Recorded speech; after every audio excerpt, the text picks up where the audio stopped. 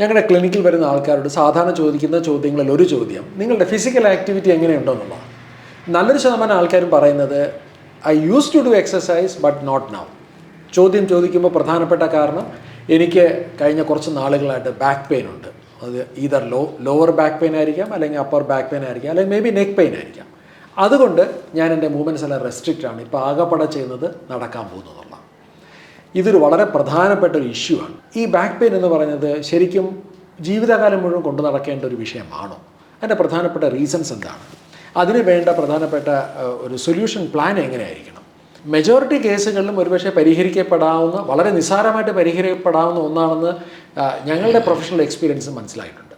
ഇന്ന് ഈ back pain എന്നുള്ള വിഷയത്തിൻ്റെ ഡെപ്ത് എന്താണ്, അതിനെ ഒരു പരിധിവരെ ഏത് രീതിയിലായിരിക്കണം കൈകാര്യം ചെയ്യണം തുടങ്ങിയ വിഷയത്തെക്കുറിച്ച് സംസാരിക്കാനായിട്ട് ഇന്ന് എന്നോടൊപ്പം ഈ പോഡ്കാസ്റ്റിലുള്ളത് ഹാർമണിയിലെ പാനലിസ്റ്റിൽ ഒരാളായിട്ടുള്ള ഞങ്ങളുടെ വളരെ എക്സ്പീരിയൻസ്ഡ് ആയിട്ടുള്ള ഫിസിയോതെറാപ്പിസ്റ്റ് വിനയാണ്. So Vinay, welcome to this programme.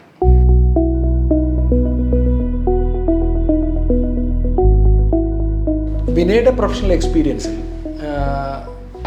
How serious is this? Serious in the sense എത്ര ശതമാനം ആൾക്കാരിലാണ് ബാക്ക് പെയിൻ ഉള്ളത്? ഇനി ബാക്ക് പെയിൻ ഉള്ള ആൾക്കാരിൽ വിനയുടെ ഇൻ്റർവെൻഷൻ്റെ ഭാഗമായിട്ട് ഈ വളരെ ഗൗരവമുള്ള ബാക്ക് പെയിൻ ഉണ്ട് എന്ന് പറഞ്ഞ് കുറേ നാളുകളായിട്ട് ഫിസിക്കൽ ആക്ടിവിറ്റി റെസ്ട്രിക്റ്റ് ചെയ്ത് ജീവിക്കുന്ന ആൾക്കാരിൽ നിങ്ങളുടെ ഇൻ്റർവെൻഷന് ശേഷം എത്ര നിസ്സാരമായിട്ട് എത്ര ശതമാനം ആൾക്കാരിൽ പരിഹരിക്കപ്പെട്ട് അവർ വളരെ ആക്റ്റീവായിട്ട് അവരുടെ ഫിസിക്കൽ ഹെൽത്തും എക്സസൈസ് റൂട്ടിലോട്ട് തിരിച്ചു വന്നിട്ടുണ്ട്? ഇതിനെങ്ങനെ വേണം നമ്മളൊന്ന് കാണാനായിട്ട്? First of all, thank you so much for the invite. And very interesting ടോപ്പിക്കാണ് ലോ ബാക്ക് ഏക്ക് എന്ന് പറയുന്നത്. വളരെ മിസ്ഇൻറ്റർപ്രറ്റ് ചെയ്തിട്ടുള്ളതും ഒരുപാട് മിത്സ് ഉള്ള ഒരു ടോപ്പിക്കാണ് ലോവർ ബാക്ക് പെയിൻ എന്ന് പറയുന്നത്.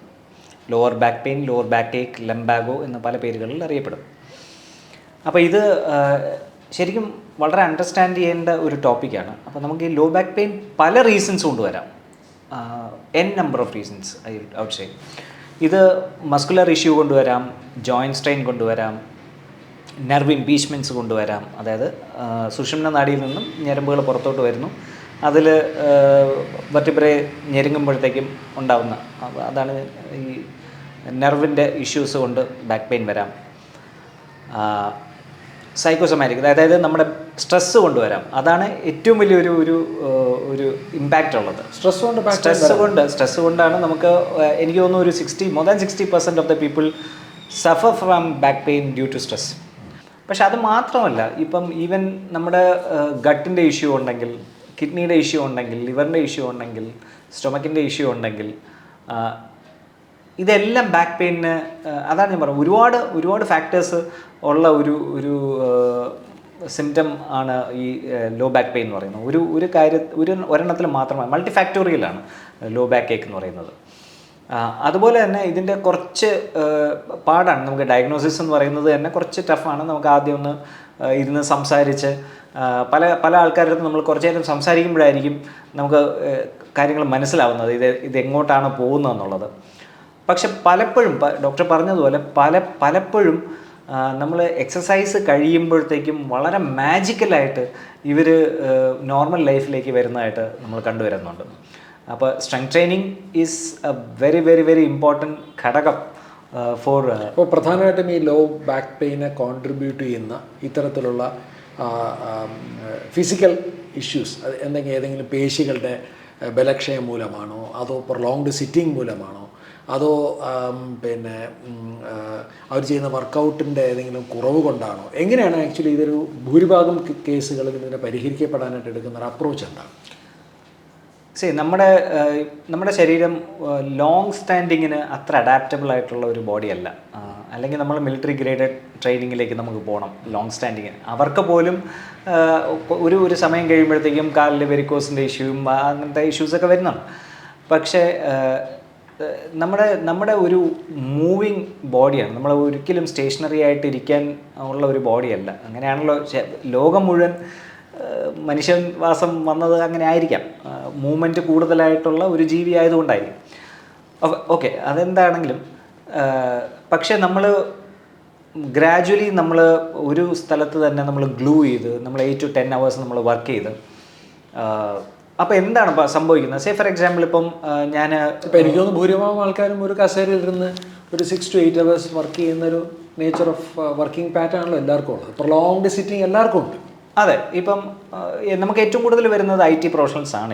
ഇപ്പം നമ്മൾ കണ്ടുവരുന്ന ഒരു IT പ്രൊഫഷണൽസും ടീച്ചേഴ്സുമാണ്. നമ്മൾ IT പ്രൊഫഷണൽസിനെ നമുക്ക് എടുക്കാം. IT പ്രൊഫഷണൽസിനെ നമ്മൾ എടുക്കുകയാണെങ്കിൽ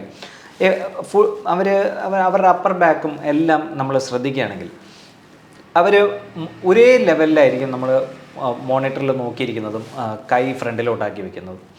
അപ്പോൾ എന്താണ് സംഭവിക്കുന്നത്? ഇപ്പോൾ നമ്മൾ അപ്പർ ബാക്ക് എടുക്കുകയാണെങ്കിൽ നമ്മൾ ലോവർ ബാക്ക് മാത്രമല്ലാതെ ഒരു ടോട്ടൽ ബാക്ക് സൈഡ് എടുക്കുകയാണ്. നമ്മളിപ്പോൾ അപ്പർ ബാക്ക് എടുക്കുകയാണ്.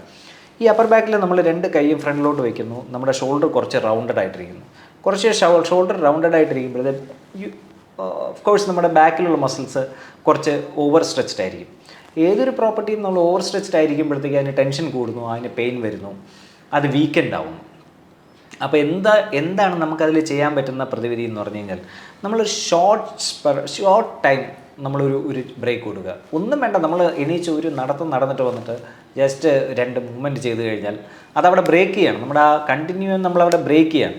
ആ ബ്രേക്ക് ചെയ്യുമ്പോൾ തന്നെ നമുക്കൊരു റിലാക്സേഷൻ കിട്ടുന്നുണ്ട്. നമുക്ക് അല്ലാതെ തന്നെ നമുക്ക് ഒരു ദിവസം 2-3 ഡോക്ടറിൻ്റെ ഒരു പഴയ കുറച്ച് മുമ്പ് ചെയ്ത ഒരു വളരെ ഇമ്പോർട്ടൻ്റ് ആയിട്ടുള്ള ഒരു വീഡിയോ ഞാൻ കണ്ടല്ലേ, എക്സസൈസ് സ്നാക്കിംഗ് എന്ന് പറയുന്ന ഒരു സംവിധാനം നമുക്ക് ഏർപ്പെടുത്താവുന്നേ ഉള്ളൂ.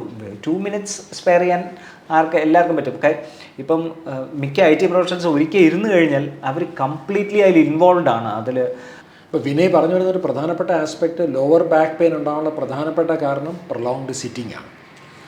One of the reasons. അത് സിറ്റിംഗ് മാത്രമല്ല, ഈവൻ സ്റ്റാൻഡിങ്, നോ മൂവ്മെന്റ്, ഒരു സ്റ്റാറ്റിക് ആയിട്ടുള്ള ഒരു പോസ്ചർ നമ്മൾ അഡാപ്റ്റ് ചെയ്ത് നിൽക്കുക, അല്ലെങ്കിൽ പ്രൊലോങ്ഡ് ആയിട്ട് എന്തെങ്കിലും ഇരുന്ന് ചെയ്യുക. ഈവൻ തയ്യൽക്കാർ അതും ഒരു സ്റ്റൂപ്ഡ് പോസ്റ്ററിൽ നിൽക്കുക എന്ന് പറയുന്നത് അത് ബാക്കിനൊരു ട്രെമൻഡസ് എമൗണ്ട് ഓഫ് സ്ട്രെയിൻ ഉണ്ടാവുന്നു.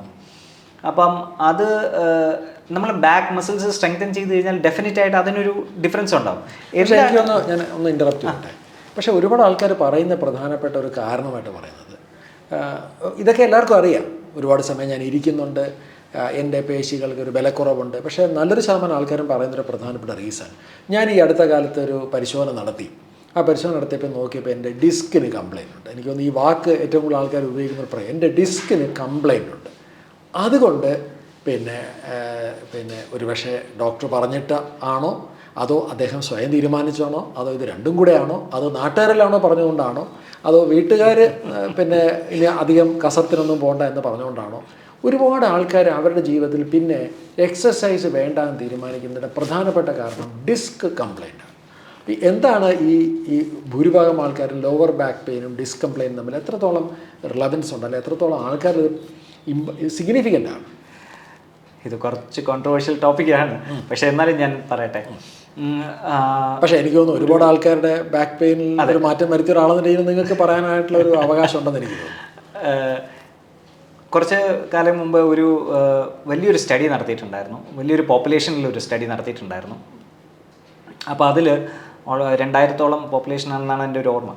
അവരെ എസിംറ്റമാറ്റിക് ആയിട്ട്, അതായത് സിംറ്റംസ് ഒന്നും ഇല്ലാത്ത കുറേ പേരെ പിടിച്ച് MRI ചെയ്തു.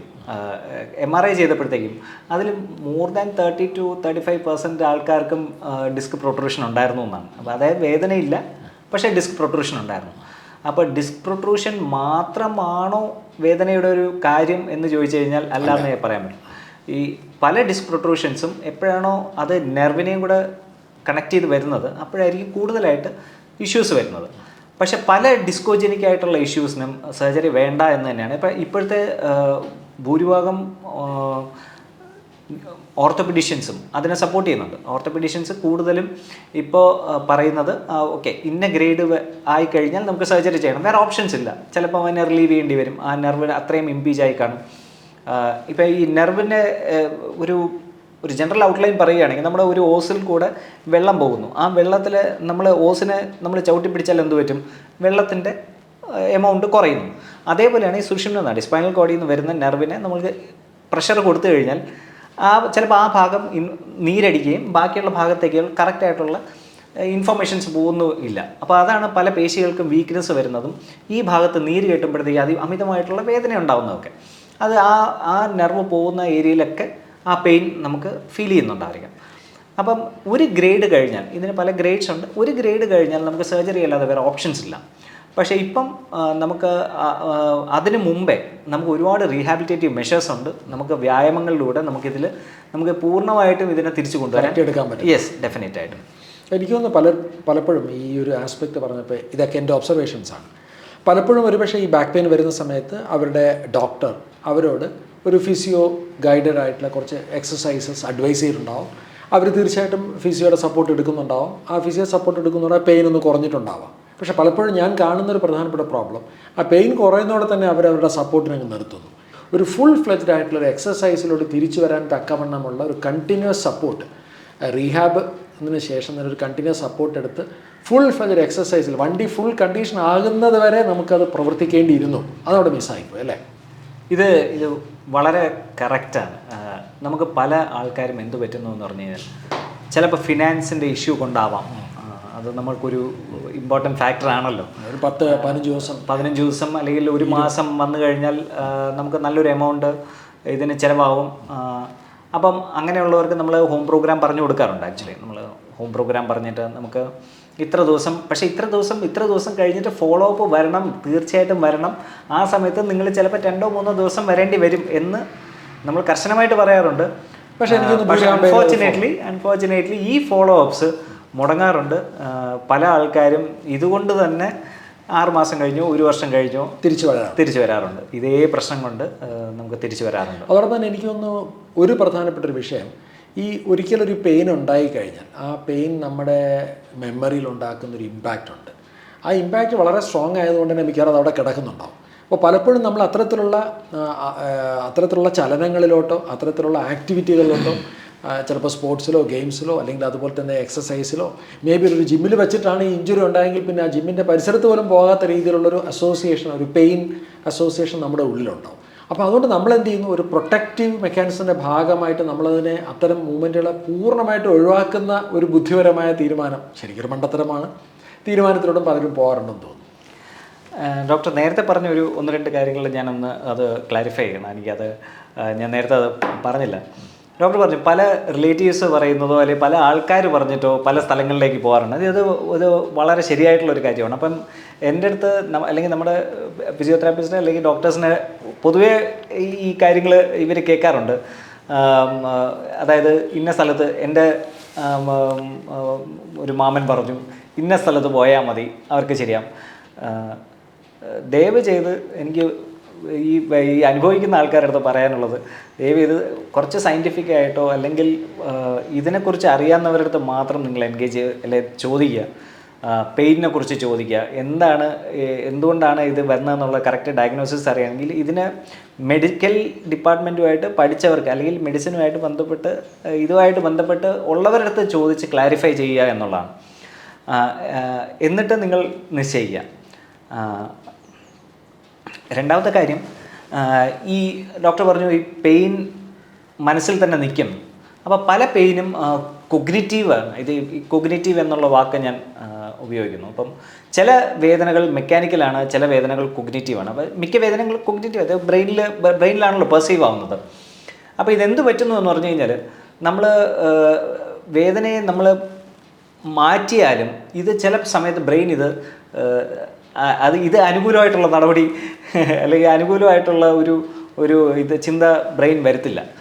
ബ്രെയിൻ പറയുന്നോണ്ടോ അത് ശരിയായിട്ടില്ല, ഇപ്പോഴും നിനക്ക് പെയിൻ ഉണ്ട് എന്ന് പല സമയത്തും പറയും. ഈ മെമ്മറി പല മൂവ്മെൻറ്റ്സിനെയും ഡിസ്റപ്റ്റ് ചെയ്യും. അവരെ ചെയ്യാൻ സമ്മതിക്കില്ല. പല ബെൻഡിങ് ആണെങ്കിൽ സെൽഫ് റെസ്ട്രിക്റ്റഡ് ആവും. അതിൻ്റെ ഒരു ചെറിയ ഉദാഹരണം, ഇപ്പം പ്രൊട്ടക്റ്റീവ് സ്പാസ് എന്ന് പറയാം. നമ്മൾ മിക്കവർക്കും വരുന്ന ഏറ്റവും നമുക്ക് എന്തെങ്കിലും കുനിഞ്ഞെടുക്കുമ്പോഴത്തേക്കും നമുക്ക് ഉളുക്കി എൻ്റെ ഡിസ്ക് പോയി എന്ന് പറഞ്ഞിട്ട് പല ആൾക്കാരും വരുന്നത്. ഇത് ആബ്സല്യൂട്ട്ലി ഡിസ്കോജനിക്കേ ആയിരിക്കില്ല. ഇത് പ്യൂർലി മസ്കുലറാണ്. ഇത് ബ്രെയിനിൻ്റെ ഒരു പ്രോപ്പർട്ടിയാണ്. നമ്മൾ പെട്ടെന്ന് കുനിയോ പെട്ടെന്ന് എന്തെങ്കിലും വെയിറ്റ് എടുക്കുകയോ ചെയ്യുകയാണെങ്കിൽ ചില സമയത്ത് ബ്രെയിൻ ഇത് ഡിറ്റക്ട് ചെയ്യും, സ്പൈനൽ കോഡിന് എന്തെങ്കിലും സംഭവിക്കാൻ പോകുന്നു. ഇത് ഇമ്മീഡിയറ്റ് ആയിട്ട് അതിൻ്റെ ചുറ്റിനുള്ള മസിൽസിനെ ഫയർ ചെയ്യുന്നു. ആ മസിൽ അവിടെ പിടിച്ചിരിക്കുന്നു. നമ്മുടെ സ്പൈനൽ കോഡോ അല്ലെങ്കിൽ സ്പൈനൽ കോളമോ അനങ്ങാതിരിക്കാൻ വേണ്ടി, അതിനെ പ്രൊട്ടക്ട് ചെയ്യാൻ വേണ്ടി അതിനെ പിടിച്ചിരിക്കുന്നു. വളരെ നിസ്സാരമാണ്. നമുക്കിത് ചിലപ്പോൾ ഒരു മസിൽ റിലാക്സൻറ്റ് കഴിച്ചാലോ ഒന്ന് ചൂട് വെച്ചാലോ കുറച്ച് ORS ഒക്കെ ഒന്ന് ഇലക്ട്രോലൈറ്റ്സ് ഇംബാലൻസ് കാണും. ഇലക്ട്രോലൈറ്റ്സ് ഒന്ന് ശരിയാക്കി നമ്മൾ നല്ലോണം ഹൈഡ്രേഷൻ ചെയ്ത് ഒന്ന് റെസ്റ്റ് എടുത്തു കഴിഞ്ഞാൽ ചിലപ്പോൾ ശരിയാവുന്നതേ ഉണ്ടായിരിക്കുള്ളൂ. ഇതുപോലെ പലരും കൺഫ്യൂസ്ഡ് ആയിട്ടുള്ളൊരു ഏരിയ ഉണ്ട്. ഇപ്പോൾ ഒരു നെക്ക് പെയിൻ അല്ലെങ്കിൽ ഒരു ലോ ബാക്ക് പെയിൻ അത് അങ്ങനെ വിട്ടുമാറാതെ വന്നാൽ ശരിക്ക് എന്താ ചെയ്യേണ്ടത്, അല്ലെങ്കിൽ ആരെയാണ് കാണിക്കേണ്ടത്? പലപ്പോഴും ഒരുപക്ഷെ അമിതമായി ഒരുപാട് നാൾ ഗുളിക കഴിക്കേണ്ടി വരുമോ എന്നൊക്കെ ഭയന്നിട്ടോ അല്ലെങ്കിൽ പ്രൊലോങ്ഡ് ആയിട്ടുള്ള ട്രീറ്റ്മെൻറ്റുകൾ വേണ്ടി വരുമോ എന്ന് ഭയന്നിട്ട് പല ആൾക്കാരും ഒരുപക്ഷെ കൂടുതലും ഡിപ്പെൻഡ് ചെയ്യുന്ന ഇത്തരത്തിലുള്ള ഓൾട്ടർനേറ്റീവ് ആയിട്ടുള്ള മെഷേഴ്സുകളൊക്കെ ചെയ്യാറുണ്ട്. പലപ്പോഴും റിസൾട്ട് കിട്ടാറുമുണ്ട്. ശരിക്കും പറഞ്ഞാൽ വിനയുടെ ഒരു സയൻറ്റിഫിക് പെർസ്പെക്റ്റീവിൽ ഒരു എക്സ്പീരിയൻസിൽ ശരിക്ക് ഒരു ലോ ബാക്ക് പെയിനോ നെക്ക് പെയിനോ വന്നാൽ ശരിക്കും എന്താ ചെയ്യേണ്ടത്? വളരെ സ്ട്രിക്റ്റായിട്ട് പറയുകയാണെങ്കിൽ ഭയങ്കര ഇൻറ്റൻസീവായിട്ടുള്ള റേഡിയേറ്റിംഗ് പെയിൻ, മുളകരച്ച് തേക്കുന്ന പോലത്തെ ഒരു വേദന, അല്ലെങ്കിൽ വളരെ ഓൾട്ടേർഡ് ആയിട്ടുള്ള സെൻസേഷൻ, അല്ലെങ്കിൽ സെൻസേഷനേ ഇല്ലാതിരിക്കുക, നംനെസ്, അതിഭീകരമായിട്ടുള്ള നംനെസ്, ഇതൊക്കെയാണെങ്കിൽ ഡെഫിനറ്റായിട്ടും പ്രൈമറിലി ഒരു മെഡിക്കൽ സ്പെഷ്യലിസ്റ്റിന്, അതായത് മോഡേൺ മെഡിസിൻ ഓർത്തോപെഡീഷ്യനെ തന്നെ കാണിക്കുന്നതായിരിക്കും ഏറ്റവും നല്ലത്. അതല്ല എന്നുണ്ടെങ്കിൽ ഈ പറഞ്ഞ പോലെ കുറച്ചുകൂടെ പോവുകയാണെങ്കിൽ ന്യൂറോളജിസ്റ്റിന്. പക്ഷേ പ്രൈമറിലി നമുക്കൊരു ഓർത്തോ ആയിരിക്കും കുറച്ചുകൂടെ നല്ലതെന്ന് എനിക്ക് ഫീൽ ചെയ്യുന്നു. ഡെഫിനറ്റായിട്ടും അതിൽ അത്രയും ഇൻറ്റൻസിറ്റി ഇല്ല എന്നുണ്ടെങ്കിൽ നമുക്ക് ഡെഫിനറ്റായിട്ട് ഒരു ഫിസിയോതെറാപ്പിസ്റ്റ് നമുക്ക് മീറ്റ് ചെയ്യാം ഉള്ളതേ ഉള്ളൂ. അല്ലെങ്കിൽ ഫിസിയോതെറാപ്പിസ്റ്റിനെ ഫീൽ ചെയ്യാണ് ഓക്കെ ഇത് കുറച്ചുകൂടെ നമുക്ക് സപ്ലിമെൻറ്റ്സ്, ഐ മീൻ മെഡിക്കേഷൻ വേണം. ചിലതൊന്നും മെഡിക്കേഷൻ ഫിസിയോതെറാപ്പിസ്റ്റിന് ഒരിക്കലും മെഡിസിൻ എഴുതാനുള്ള ഒരു അതോറിറ്റി ഇല്ലാത്തതുകൊണ്ട് ചിലപ്പോൾ മെഡിസിൻസ് ആവശ്യം വേണ്ടി വരും. ചിലപ്പോൾ ഇൻഫ്ലമേഷനൊക്കെ കുറച്ച് കുറയ്ക്കാനോ അല്ലെങ്കിൽ വൈറ്റമിൻ ഡി സപ്ലിമെൻറ്റ് ചെയ്യാനോ ഇതിനൊക്കെ നമുക്ക് ഓർത്തോപെഡീഷ്യനെയും കൂടെ നമ്മൾ കൺജോയിൻ്റ് ആയിട്ടാണ് മിക്ക ക്ലിനിഷ്യൻസും ഫിസിയോതെറാപ്പിസ്റ്റായിട്ട് കൺജോയിൻ്റ് ആണ്. അതെ, ഒരു എക്ലക്റ്റിക് അപ്രോച്ചാണല്ലോ നമുക്ക് എന്താണ് വേണ്ടത്, നമുക്കൊരു വെൽനെസ് ഓഫ് ഹ്യൂമൻ ബീയിങ് ആണ് നമുക്ക് വേണ്ടത്. അപ്പോൾ ഒരു എക്ലക്റ്റിക് അപ്രോച്ച് എന്നുള്ള രീതിയിൽ they will refer to the physiotherapy department and physiotherapist will decide what exercise to be given. അല്ല വൈസ് വേഴ്സ, നമുക്ക് ഇപ്പം ഇവിടെ എക്സസൈസ് ചെയ്യുന്നു, പെയിൻ കൂടുന്നു, ഇൻഫ്ലമേഷൻ കൂടുന്നു, ഡെഫിനറ്റായിട്ട് നമ്മൾ അങ്ങോട്ടേക്ക്. അവിടെ എനിക്ക് തോന്നുന്നു ഒരു പോയിൻ്റ് വിനയ് പറഞ്ഞത് എനിക്ക് ആഡ് ചെയ്യാനുള്ളത്, ഇപ്പോൾ പലപ്പോഴും ഹാർമണിയിൽ ഏറ്റവും കൂടുതൽ ക്ലിനിക്കൽ സപ്പോർട്ട്സ് ആദ്യം വേണ്ടി വരിക ഡെഫിനറ്റ്ലി അവരുടെ ക്രോണിക് ആയിട്ട് ലൈഫ് സ്റ്റൈൽ ഡിസോർഡേഴ്സോട് ബന്ധപ്പെട്ടായിരിക്കും, ഡയബറ്റീസ്, ഒബേസിറ്റി, അതുപോലത്തെ പല ഇഷ്യൂസോട് ബന്ധപ്പെട്ടായിരിക്കാം, അവരുടെ ഡയറ്റ് റിലേറ്റഡ് സപ്പോർട്ടുകളായിരിക്കാം, അല്ലെങ്കിൽ അതുപോലെ തന്നെ അവരുടെ മറ്റ് ലൈഫ് സ്റ്റൈൽ ആസ്പെക്ട്സുള്ള സപ്പോർട്ടായിരിക്കാം. പക്ഷേ പലപ്പോഴും ഇത് നമ്മൾ എക്സ്പ്ലോർ ചെയ്യുമ്പോൾ മനസ്സിലാവുന്നത് they have poor movement and very low level of physical activity, or in fact they don't have any physical activity. അപ്പോൾ അത്തരം സന്ദർഭങ്ങളിൽ ഫിസിക്കൽ ആക്ടിവിറ്റിയിലൂടെ നമ്മൾ അവരുടെ അടുത്ത മോഡിഫിക്കേഷൻ വരുമ്പോഴായിരിക്കും അവർ പറയുന്നത് ഇല്ല എനിക്ക് ഫിസിക്കൽ ആക്ടിവിറ്റി ഇന്ന എൻ്റെ പ്രശ്നങ്ങളുണ്ട് എന്ന് പറയുന്നു. Interestingly now you also be a part of our client support system. അപ്പോൾ സംഭവിക്കുന്നത് ഒരു ഫിസിയോതെറാപ്പിസ്റ്റ് സ്റ്റെപ്പ് ഇൻ ചെയ്യുന്നു, മേ ബി താങ്കളുടെ സപ്പോർട്ടോടെ ഒരു ഓർത്തോപീഡീഷ്യൻ്റെ ഒരു എക്സ്പെർട്ടൈസ് വരുന്നു, അതിനോടൊപ്പം വരുന്ന right kind of diet, right kind of medications, right kind of nutrient, ഇതെല്ലാം കൂടെ വരുമ്പോഴത്തേക്കാണ് സൈക്കോളജിക്കൽ സപ്പോർട്ട് ഒരു ഓഫ്കോഴ്സ് മേ ബി സ്ട്രെസ് പറഞ്ഞു, അവർക്കൊരു ഇമോഷണൽ ആൻഡ് മെൻ്റൽ ആയിട്ടുള്ള റിലേറ്റഡ് ആയിട്ടുള്ള ഇഷ്യൂസ് ഉണ്ടെങ്കിൽ അതിനെയും അഡ്രസ്സ് ചെയ്യുമ്പോൾ ഉണ്ടാകുന്ന റിസൾട്ടുകൾ തീർച്ചയായിട്ടും അത്ഭുതകരമാണ്. ഒരുപക്ഷെ പലപ്പോഴും വിനയ് പറയാറുണ്ട്, വിനയുടെ നോർമലായിട്ടുള്ള കൺവെൻഷണൽ ഫിസിയോതെറാപ്പീസ് പ്രാക്ടീസിലുള്ള ക്ലയൻസും ഇത്തരത്തിലുള്ളൊരു കോംപ്രിഹെൻസീവ് അപ്രോച്ച് എടുക്കുമ്പോൾ ഉണ്ടാകുന്ന ക്ലയൻസിലുണ്ടാകുന്ന വ്യത്യാസം. അതെ, ഒരുപക്ഷെ നിങ്ങളുടെ ഭക്ഷണ രീതികൾ, പോഷക രീതികൾ, വ്യായാമ രീതികൾ, നിങ്ങളുടെ മെഡിക്കേഷൻസ്, നിങ്ങളുടെ ഇമോഷണൽ ഹെൽത്ത് പ്ലസ് നിങ്ങളുടെ റീഹാബ് തുടങ്ങിയിട്ടുള്ള ആക്ടിവിറ്റികൾ എല്ലാം കൂടെ കമ്പൈൻ ചെയ്യുമ്പോൾ മാത്രമാണ് ശരിക്കും വളരെ എഫക്റ്റീവായിട്ടുള്ള ഒരു പെയിൻ മാനേജ്മെൻറ്റ് ഒരു സിസ്റ്റം നമുക്ക് ബിൽഡ് ചെയ്യാൻ സാധിക്കുന്നു. ഓഫ് കോഴ്സ് അത് നെക്ക് പെയിൻ ആയിക്കോട്ടെ, ലോ ബാക്ക് പെയിനിലായിക്കോട്ടെ, കാരണം it is actually spoiling the life quality of thousands of people. അതിന് പറ്റുന്നൊരു കറക്റ്റായിട്ടൊരു അപ്രോച്ച് നമുക്ക് ഡെവലപ്പ് ചെയ്തെടുക്കാൻ സാധിക്കുന്നത് ഇങ്ങനത്തെ ഒരു കോംപ്രിഹെൻസീവ് ആയിട്ടുള്ള ഒരു റിയലിസ്റ്റിക് ആയിട്ടുള്ള അപ്രോച്ച് ഉണ്ടാക്കിയെടുക്കുമ്പോൾ മാത്രമാണ്. കറക്റ്റ്.